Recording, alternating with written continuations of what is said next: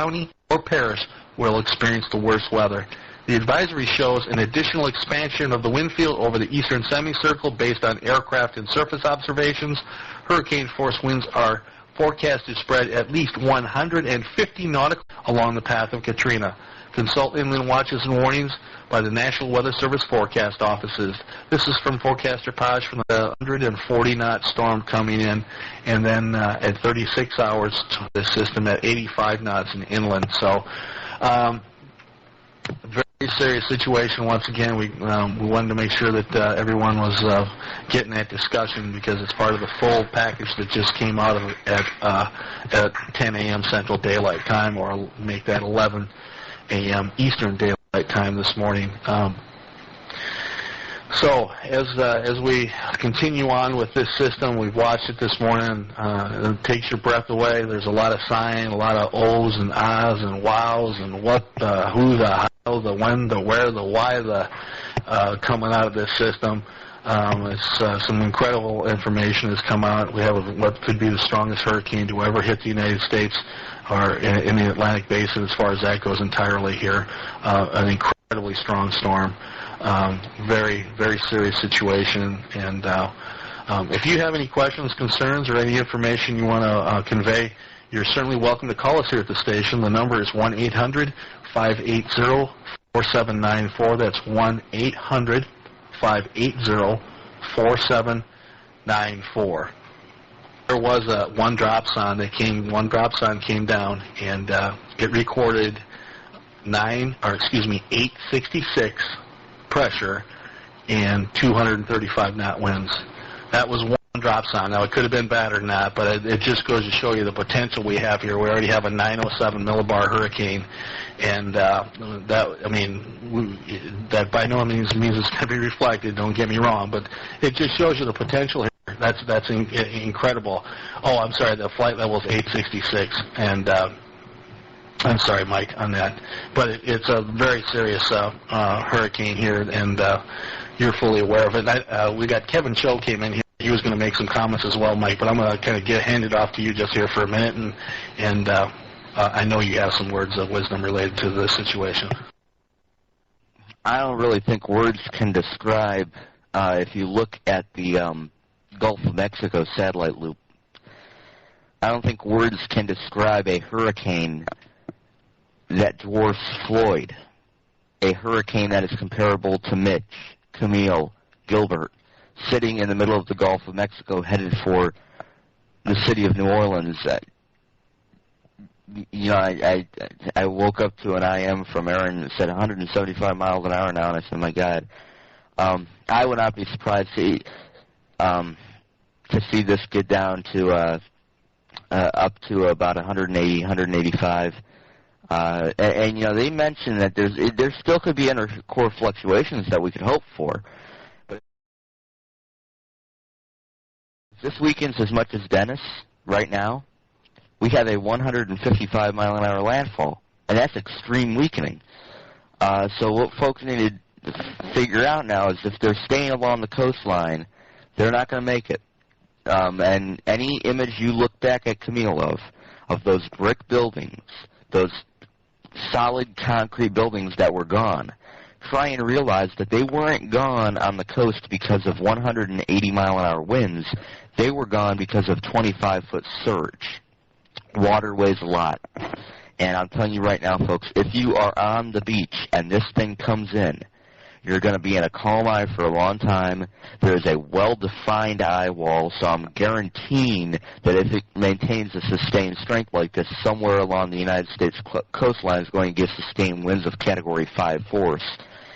And then the wall of water pushing up is just unbelievable. I mean, I just woke up. I got to go do some stuff. But it's unreal right now. I cannot believe that we are witnessing the next Hurricane Camille.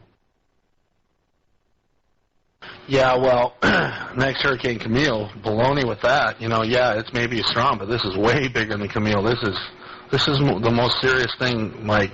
This is incredible. Earlier, Nelson was on, and I mean, this could be the largest, biggest hurricane ever in the Atlantic Basin. I mean, it is a very serious situation. The potential is there for this to be incredible, and right now it looks like it's too late to actually weaken enough to have much of an effect. It's going to be a catastrophic situation one way or another. Even if an eye wall replacement happens right now, like happened yesterday, look what happened to the system. It snapped out of that in a heartbeat. It was nothing. It never even dropped intensity or anything. And we know we've got the water here. We've got the depth. It's just an incredible situation. So, Mike, you've got some more information. Please do pass it on. DT Dave Toleris from Friday Night Weather Fight said he may be able to pass in at about 2:20 p.m. or so. He said just to let everybody know that he may come in and stop by. So I think that was I think everybody good with that. So a hurricane. President Bush is to speak at noon. What are you talking about? That's right. That was announced a while ago. He's actually going to be speaking here in about 15, 20 minutes to the nation regarding this situation. Mike, you slept through quite a show here. I know you're waking up at this point, but there's been some incredible data to reinforce what's going on here this morning. And that's right. We're going to, the president is speaking. Max Mayfield's concerned about massive loss of life, and there's some great concern throughout the entire nation at this point for what could be, which looks to be one of the most incredible natural disasters to happen in the United States here. Of course, Mike is now out. Mike, pretty much, he's a definite Republican who loves Mr. Bush very much, and I'm sure he's going to probably miss some of the broadcast now, and he will be glued to his TV when Mr. Bush is going to speak here this morning. And, yeah, it's a very serious situation. So, yeah, as a matter of fact, if anybody in the virtual studio, I'm going to go ahead and say it, if anybody's got a link to that so we could rebroadcast, I'd be happy to do that.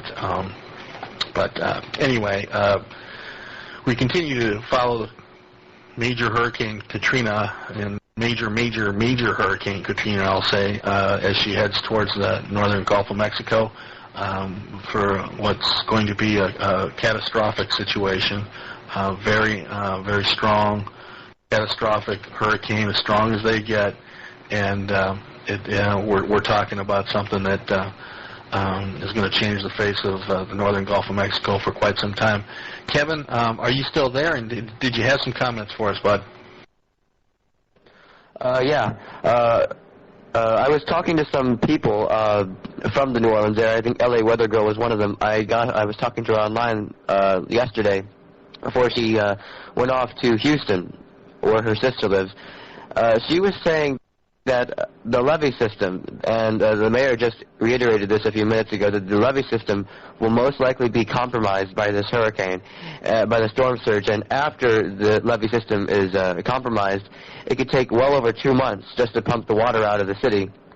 And they're talking about if the worst-case scenario for the city is if a hurricane comes in from the south, which this is just about near the worst-case scenario for New Orleans.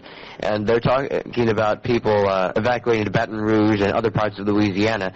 But what gets me is that I've looked at the National Hurricane Center tracks and the information available, and even if this storm comes in directly over New Orleans or close to New Orleans, there are still going to be extremely severe effects in Baton Rouge alone.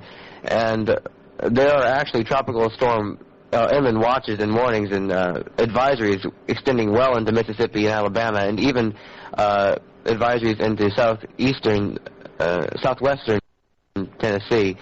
And I was looking at vertical evacuation. They were considering vertical evacuation for those who can't leave the city, mostly the homeless and such.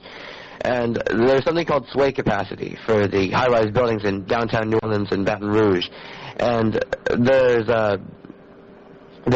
designed to sway in any direction up to a certain amount of feet or inches. And they're only designed, the strongest buildings in downtown New Orleans are only designed for sway capacity of up to 175-mile-per-hour winds. So, this storm already at intensity of 175-mile-per-hour winds, there's going to be a problem for vertical evacuation. So,